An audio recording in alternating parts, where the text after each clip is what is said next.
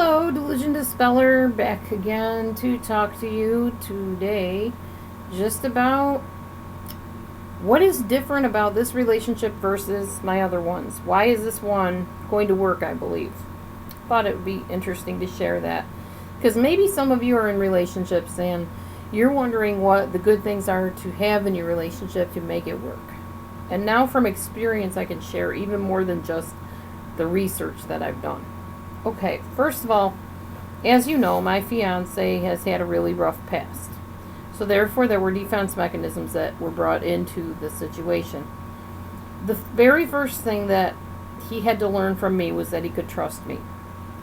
That meant, as you've seen, I respect his privacy. I respect his desire to share certain things and not share certain things, or to have me share certain things and not share certain things. I've had to let go of past relationships in the sense that it's very easy when you're entering a new relationship to compare the person to the past ones. And because I entered this relationship very quickly after the last one ended, it was something I really had to work on. I don't do it so much anymore, but for a long time it caused a lot of problems where I would say, well, Sal always did this, or Sal always said that, and he would say, I'm not Sal. I'm not flipping Sal. What is your problem? Why do you keep comparing me to him? It wasn't fair to him to be compared to him at all, and it wasn't fair for me to expect him to be like him, whether there were similarities or not. I had to learn to love him as an individual and see him as an individual, and that is very difficult when you've been married to somebody for almost 3 years.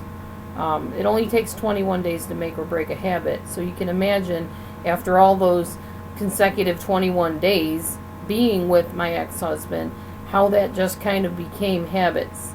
We had different things we said to each other. We had little inside jokes. We had times together where we shared things. You know, that doesn't just all of a sudden disappear when you start a new relationship. So keep that in mind. It's very important that you allow time to get to know that person as an individual and don't compare them to your past. Some people may say, well, that's why you shouldn't have rushed things. Okay, probably true, but sometimes life just happens the way it happens. I was looking for somebody to get to know gradually and eventually have be my mate. He was looking for a best friend. When we got together, I had to let go of my desire for a mate and allow him to trust me as a friend first. Very difficult for me, because I definitely am somebody that wanted to have that marriage back again really quickly. I loved being married. I love being married. I prefer to be married. Somebody said, well, you got to ask yourself, do you just not feel like, you can make it without a man in your life, or do you need a man in your life? I'm able to admit, yes, I do. Not that I need one, I choose to have one. Can I make it on my own? Yes. But I don't like being lonely. I don't like having a person as a confidant, someone to hang out with, someone to ride the bus with since we don't have a car anymore, someone to go for walks with, someone to confide in, someone to sometimes bicker with, argue a little bit, debate things, come to conclusions, work through problems, share dreams and hopes and things about the future, encourage in current situations and endeavors. I love that, and I don't make an apology that I do not like being a single person. If that is for you, I respect you. That's your right to have singlehood. I went through this conversation when I was living in the shelter with my caseworker, because she was a single woman that had been burned by men, and she's like, well, you don't need to rush into any relationship. You don't have to have a man. Why don't you just try being alone for a while? I hated it. Just be perfectly honest. I do not like being alone. If that makes me dependent or insecure or whatever it makes me, you can label me with whatever you want. The fact is, I love being married. I love having a mate. I love taking care of a mate. I love a mate taking care of me. I love everything that comes with marriage. All the perks, all the foibles, all the challenges, all of it. I love it. And I'm very happy to be getting married again. So to answer that question of that person, yes, I need to have a man in my life. Yes, I want to have a man in my life. No, I don't need one in the sense of I can't survive without a man. I can survive just fine on my own. I've done it. I don't choose to do it long term, like for years and years. Thank you. I think it's my prerogative to choose to be married or choose to have a significant other. So I make no apologies for that. Anyways. Yeah, so that's just a couple things that I wanted to share with you about, getting along in a relationship. You've got to have open communication. You're going to have your fights, especially if it's a healthy relationship. You're going to have your disagreements.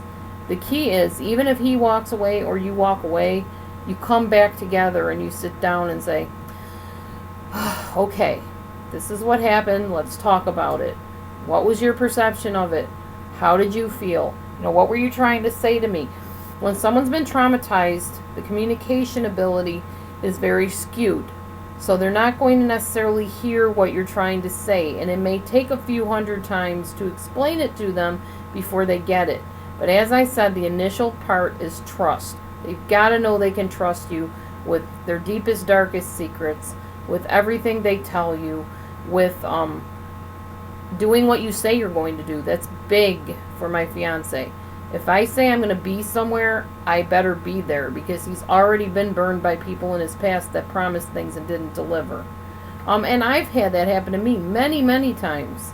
People say they're going to do something and then they don't. And it's frustrating, especially if you have any borderline tendencies. It makes you feel that abandonment and that rejection issue. And it's very, very deep-seated with those of us who have been abandoned in our past by parents and caregivers.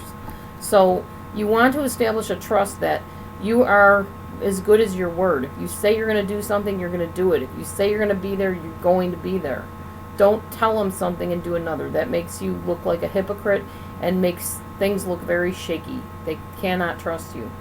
Another thing I am still working on is trusting my money around my fiance. And there's some reasons for that, but we won't get into that.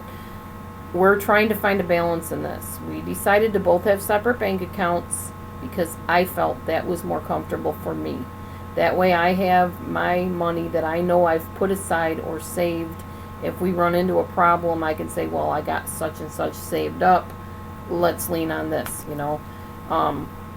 Did he like that? No. He felt when we got married, everything should be both of ours. And I just wasn't comfortable. And I told him, I'm sorry, I've tried and mulled it over in my mind. I can't bring myself to do it. I can't let that go. I have to have my own account. Another thing that we've kind of disagreed on was we thought of downsizing a little bit and finding homes for a couple of the cats. And I can't do it. They're my babies. They are my family. I did agree that there was one cat I could let go if my ex-husband wanted the cat, if he had a place that he was living that was safe, because it was our cat together. But I haven't heard back from him, so I'm assuming the answer is no, or he's not answering me just purposely, or he's probably back in jail. Who knows? I don't know. But anyhow, I just decided, I said to my fiance, I can't do it. The thought scares me and makes me very nervous and uneasy. And I know I will go through a really bad mourning process over losing my cats. It's like losing a kid. So he said, well, you don't have to give up any of your cats. We'll figure it out. We'll work it out. So sometimes he gives in to me and sometimes I give in to him. You also have to be willing to be sacrificial sometimes. He's going to want certain things. Like he'll want a drink or whatever if I'm up and I'm just getting ready to sit down. Honey, can you get me a drink? I don't complain every time and say, no, I was just sitting down, but, never mind, I'll do it. I don't act like that with him because he'll take that as an opportunity to start bickering with me about stuff. So I just say, okay, and I get him a drink. I finally have learned to say, okay, I am doing this one more thing. Is there anything you need before I sit down? Because once I sit down, I am resting. I'm not getting up. I have a nasty heel spur on my foot and it hurts. It burns really bad. So I don't want to be up on my feet a lot. I'm on my feet for 4 hours straight at work. So other than my break, which is 15 minutes. And it hurts. And I walk everywhere because I don't have a car. Or I take a bus or bike. But nonetheless, I'm on my feet. So when I want to sit down, I want to sit down. So that's what I tell him. I'm ready to sit down. What do you need? So that's just some tidbits that I thought I would share with you about healthy relationships. And I really have good feeling about this one. So anyway, comments, questions, whatever, DelusionDispeller@gmail.com, or leave them below. I appreciate all of you. Thanks. God bless. Bye.